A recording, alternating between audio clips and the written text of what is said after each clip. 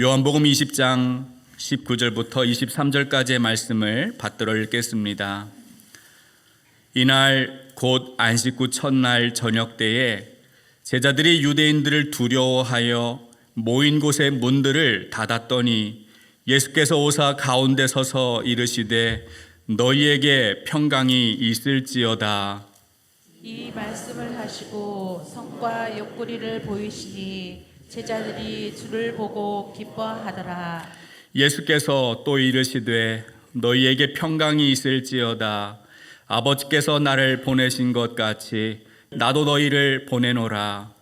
이 말씀을 하시고 그들을 향하사 숨을 내쉬며 이르시되 성령을 받으라. 함께 읽습니다. 너희가 누구의 죄든지 사하면 사하여질 것이요 누구의 죄든지 그대로 두면 그대로 있으리라 하시니라. 아멘. 오늘은 부활절입니다. 예수님은 우리의 죄를 대신하여 십자가에 달려 죽으셨습니다. 그러나 그 죽음으로 끝나지 않으시고 다시 부활하셨습니다. 예수님은 사망 권세를 이기시고 부활하셨어요. 우리가 예수님의 부활을 믿는 것은 하나님이 죽은 자를 살리시는 분임을 믿는 것입니다. 믿음의 조상 아브라함은 하나님을 죽은 자를 살리시며 없는 것을 있는 것으로 부르시는 분이다라고 고백했습니다. 따라서 우리가 하나님을 믿는 이유는 하나님만이 생명을 창조하는 능력 있는 분이다라고 고백하는 것과 같습니다. 사도 바울은 예수님의 십자가를 통해서 그 생명의 능력을 깨달았습니다. 그래서 십자가는 미련하고 어리석은 것이 아니라 하나님의 능력이다라고 선포했습니다. 우리는 부활의 첫 열매가 되신 예수님을 믿습니다. 장차 부활의 생명이 우리에게 주어질 것을 믿습니다. 그런데 이 부활의 능력은 앞으로 미래에만 있을 만한 그런 어떤 것이 아니라 오늘 현재의 삶을 변화시키는 그 능력을 말해요. 만약에 우리가 예수님의 부활을 믿는다고 말하면서도 아직도 현실적인 문제로 씨름하고 두려워하고 산다면 그것은 아마 부활의 의미를 제대로 깨닫지 못했다는 증거일 것입니다. 부활의 능력은 죽음 이후의 삶에만 영향을 주는 것이 아니라 동시에 오늘 우리의 삶에도 생명의 능력으로 역동하고 있습니다.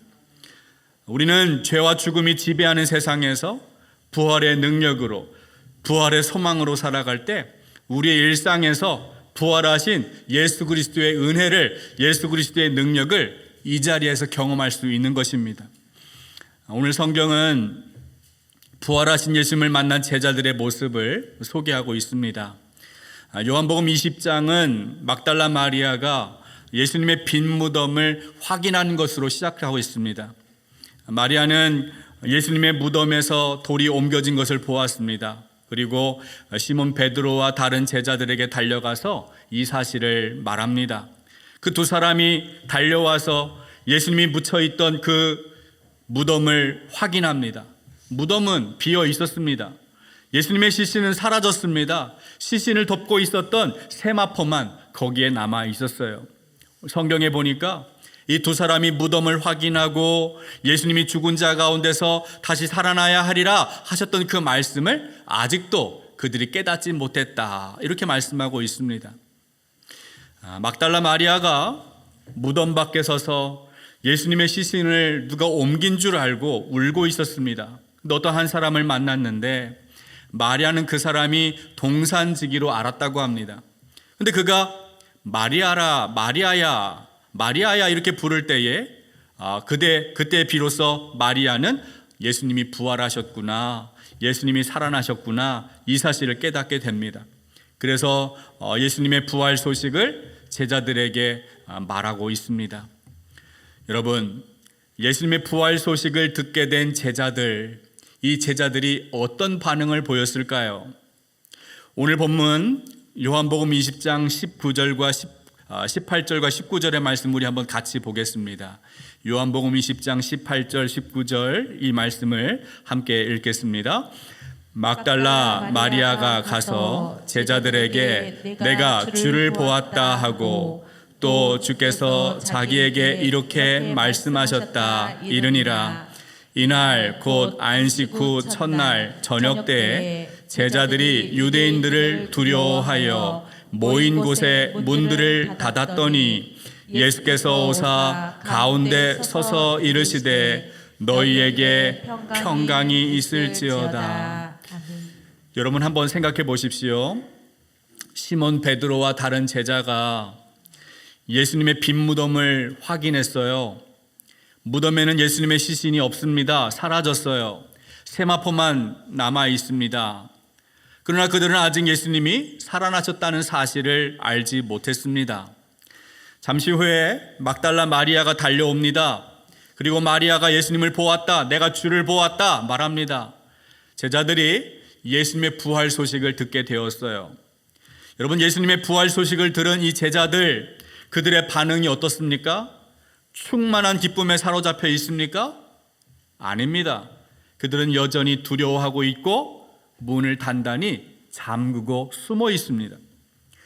제자들이 예수님의 부활 소식을 듣고 기쁨에 충만한 것이 아니라 여전히 문을 닫고 두려워하고 있다면, 여러분, 이런 믿음을 가지고 세상에 나아가서 담대하게 복음을 전할 수 있습니까? 예수님이 우리의 죄를 대신하여 십자가에 죽으셨다, 그분이 다시 살아나셨다, 그분은 부활하셨다, 사람들에게 담대히 말할 수 있겠어요? 그때 제자들의 믿음은 예수님의 부활을 전할 수 있는 그런 담대한 믿음이 아니었습니다. 반면에 사도행전을 보면 이 제자들의 믿음이 담대하게 변화된 것을 알 수 있습니다. 종교 권력자들이 예수님의 이름으로 사람들을 가르치지 말라 제자들을 금지합니다. 엄금합니다. 그들을 끌어다가 감옥에 가두고 그들을 때리기도 합니다. 그때 베드로와 제자들이 어떻게 대답하는지 한번 보십시오. 우리 사도행전 5장 29절부터 32절까지의 말씀 읽어보겠습니다. 함께 읽습니다. 베드로와 사도들이 대답하여 이르되 사람보다 하나님께 순종하는 것이 마땅하니라. 너희가 나무에 달아 죽인 예수를 우리 조상의 하나님이 살리시고 이스라엘에게 회개함과 죄사함을 주시려고 그를 오른손으로 높이사 임금과 구주로 삼으셨느니라.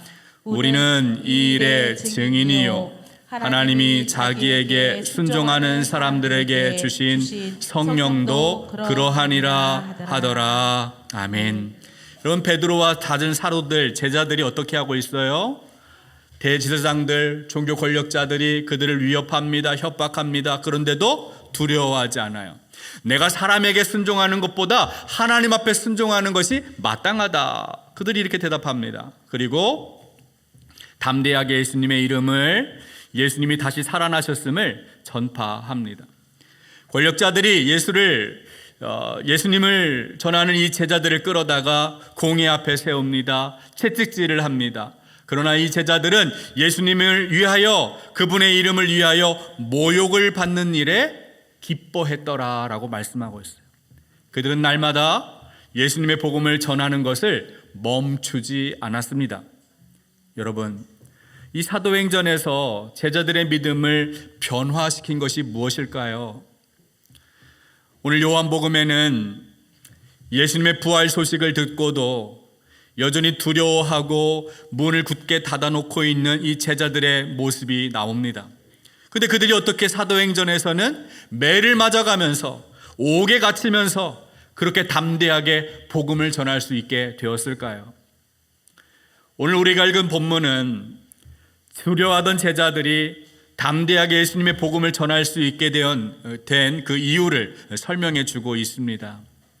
제자들의 두려움을 기쁨으로 바꾸는 것은 더 안전한 장소, 더 은밀한 장소에 숨어 있거나 더 두꺼운 문으로 교체한다고 그들의 두려움이 사라지는 것이 아니라는 겁니다. 어떻게 해결할 수 있습니까? 예수님의 부활이 단순한 머리 안에 있는 지식이나 내가 알고 있는 정보가 아니라 실제로 예수님의 부활을 내가 확실히 믿을 때에만 그 두려움에서 벗어나서 기쁨을 회복할 수 있다는 것입니다.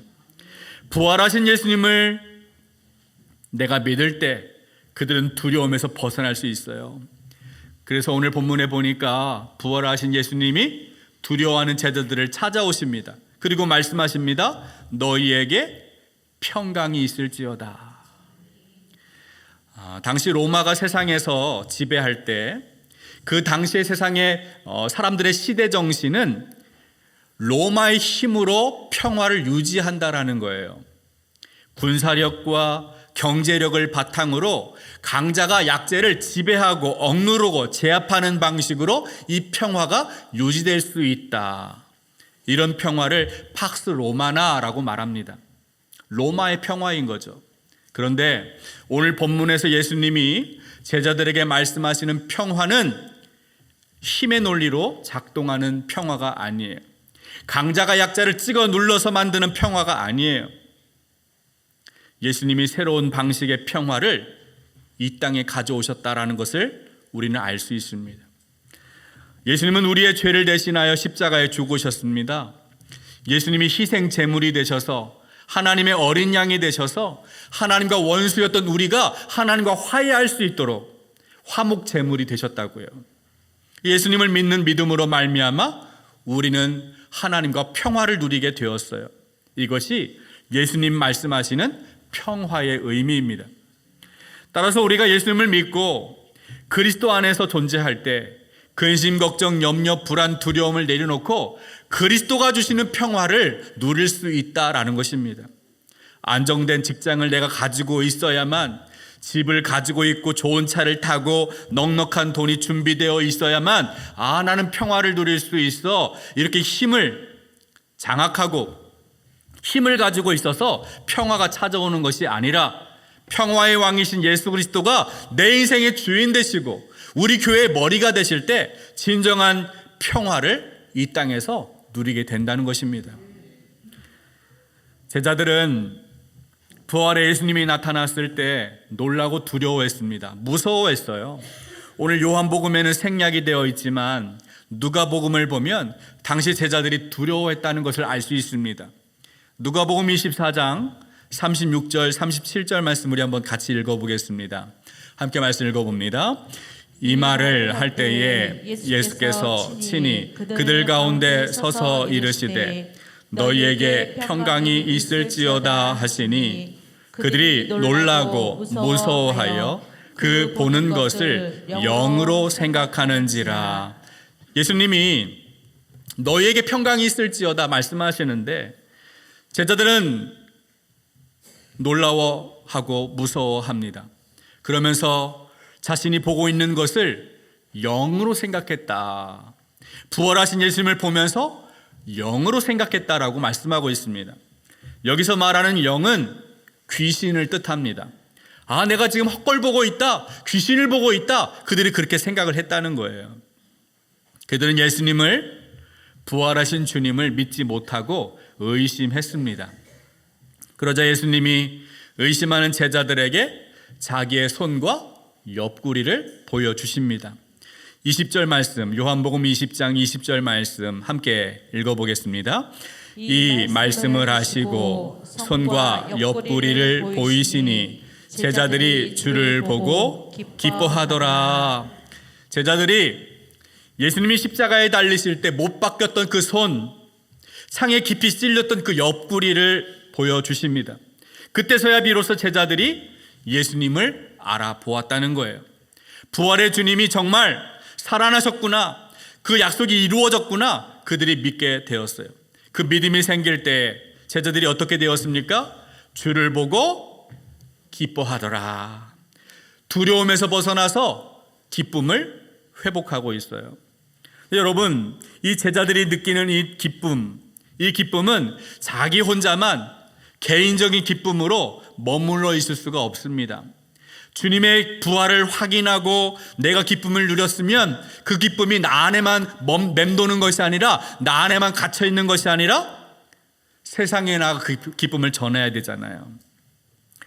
예수님은 이 제자들을 부활의 증인으로 삼으셔서 이제 세상으로 내보내시고 있어요. 우리 20장 21절, 요한복음 20장 21절 말씀 함께 읽어보겠습니다. 예수께서 또 이르시되 너희에게 평강이 있을지어다. 아버지께서 나를 보내신 것 같이 나도 너희를 보내노라. 아멘. 예수님은 하나님 아버지가 자신을 이 땅에 보내셔서 오셨습니다. 그리고 자신도 제자들을 세상에 보내신다라고 말씀합니다. 요한복음을 읽어보면 예수님은 이 땅에 스스로 오신 분이 아니라 하나님이 보내셔서 오신 하나님의 아들이다라고 소개합니다. 예수님이 이 땅에 오셔서 자기가 하고 싶은 일, 자기가 하고 싶은 목적을 위해서 일하시는 것이 아니라 아버지께서 내게 맡기신 일을 한다라고 예수님은 고백해요. 요한복음 6장 38절 말씀 읽어보겠습니다. 38절 함께 읽습니다. 내가 하늘에서 내려온 것은 내 뜻을 행하려 함이 아니요 나를 보내신 이의 뜻을 행하려 함이니라. 아멘. 여러분, 예수님은 하나님 아버지의 뜻에 철저히 순종하십니다. 하나님의 때에 따라서 때로는 피하고 숨지만 때로는 죽음을 두려워하지 않고 당당하게 그 고난의 길을, 십자가의 길을 걸어가십니다. 하나님의 목적을 위하여 하나님의 뜻이 이루어지도록 십자가에 달려서 내가 다 이루었다 그 말씀하시기 전까지 순종을 하시는 거예요. 여러분, 이제 부활하신 예수님은 자신의 제자들을 세상에 보내십니다. 그러면 이제 제자들은 어떻게 살아가야 합니까? 하나님이 예수님을 보내서 하나님의 뜻을 위하여 예수님이 일하신 것처럼 이제는 제자들도 예수님의 뜻을 위하여, 예수님의 목적을 위하여, 예수님의 때를 따라서, 예수님의 비전을 따라서 순종해야 한다는 거예요. 이것이 예수님의 제자 되는 거예요. 여러분, 우리가 교회를 다니고 예수님을 믿고 따르는 제자가 되기로 다짐을 했습니다. 우리가 예수님의 제자가 된다는 것이 무슨 뜻입니까? 우리를 세상에 보내신 분이 예수님입니다. 예수님의 제자는 자기의 뜻, 자기의 목적을 위해 사는 사람들이 아닌 거예요. 우리를 이 땅에 보내신 분의 뜻, 우리를 이 땅에 보내신 분의 목적을 위해 사는 것이 예수님의 제자입니다. 우리가 예수님을 믿는다고 말하면서 교회를 다니면서도 나의 뜻, 나의 목적을 위해 살고 있다면 그것은 예수님을 입술로는 시인하지만 행위로는 부인하는 자입니다. 아직 예수님의 제자됨을 깨닫지 못한 사람의 모습인 거예요. 예수님은 제자들이 세상에 나아가서 부활의 소식을 담대히 전할 수 있도록 성령을 보내주십니다. 우리 요한복음 20장 22절 말씀 한번 읽어보겠습니다. 22절 함께 읽겠습니다. 이 말씀을 하시고 그들을 향하사 숨을 내쉬며 이르시되 성령을 받으라. 아멘. 창세기를 보면 하나님이 천지 만물을 창조하십니다. 하나님의 형상대로 남자와 여자를 지으셨어요. 하나님은 땅의 흙으로 사람을 만드시고 그 코에 생기를 불어 넣으십니다. 바로 이때 하나님이 생기를 불어 넣으시는 것과 예수님이 제자들을 향하여 숨을 내쉬는 이 모습이 똑같은 단어로 사용되었어요. 하나님이 사람을 창조하시는 것처럼 예수님도 제자들을 재창조하여, 성령으로 재창조하여 그들을 파송하고 있다는 거예요. 구약성경 에스겔서를 보면 선지자가 마른 뼈 환상을 보았습니다.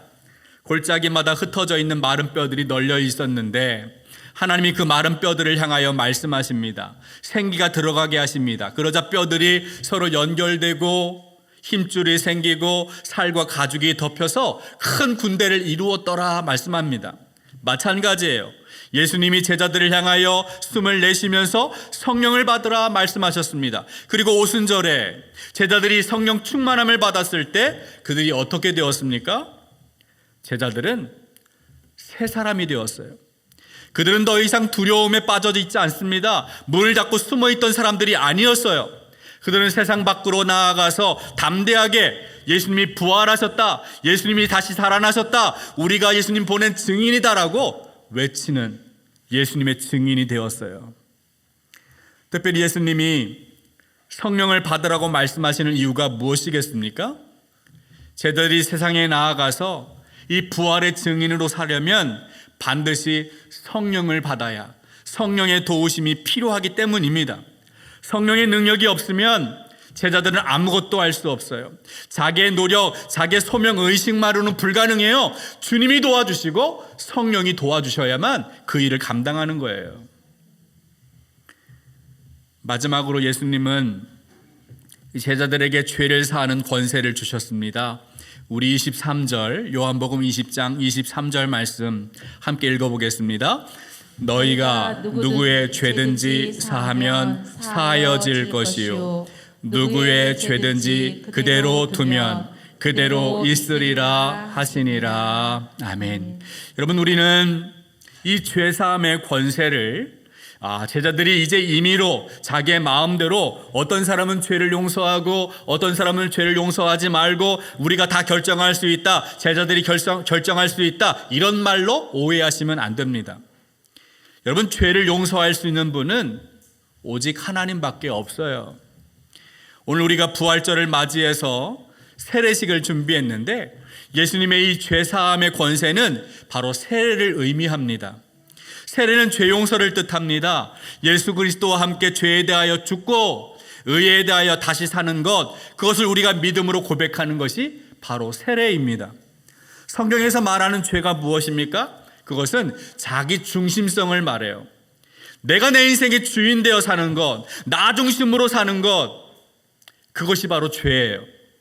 제자들은 자신이 인생의 주인 되어서 자기 욕망, 자기 탐욕을 위해 사는 사람들에게 예수님의 복음을 전하고 그들을 제자 삼아서 세례를 주도록 예수님이 말씀하십니다.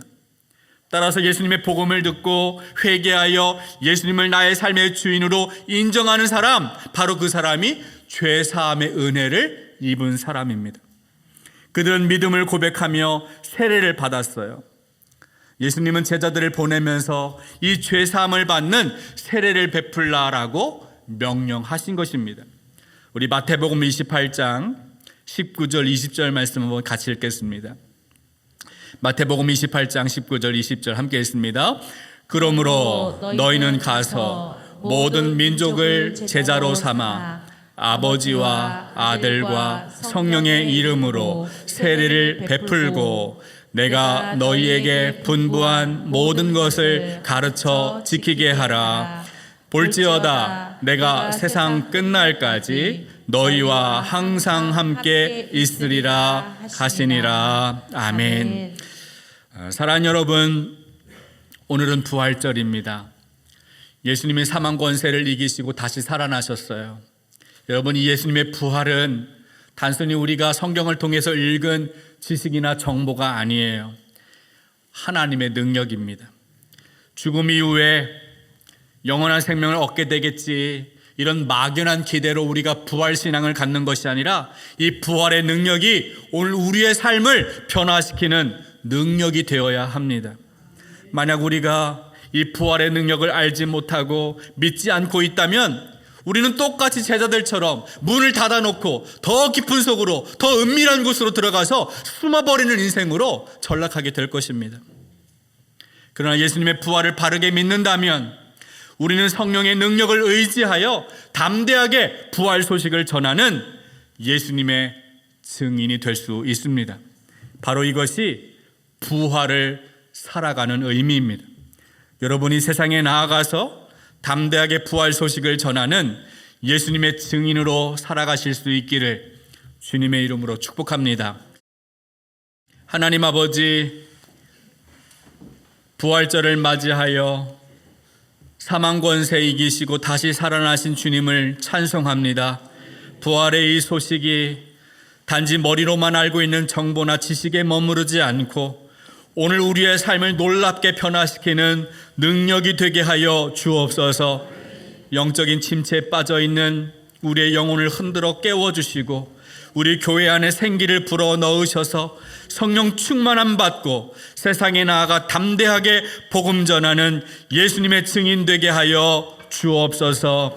이제는 우리 주 예수 그리스도의 크신 은혜와 하나님의 놀라우신 사랑과 성령의 감화감동 충만하신 역사가 세상에 보냄받은 예수님의 제자로 담대히 복음 전하며 살아가기로 다짐하는 우리 중앙성결교회 모든 성도 위에 지금부터 영원토록 함께하여 주시기를 간절히 축원하옵나이다. 아멘.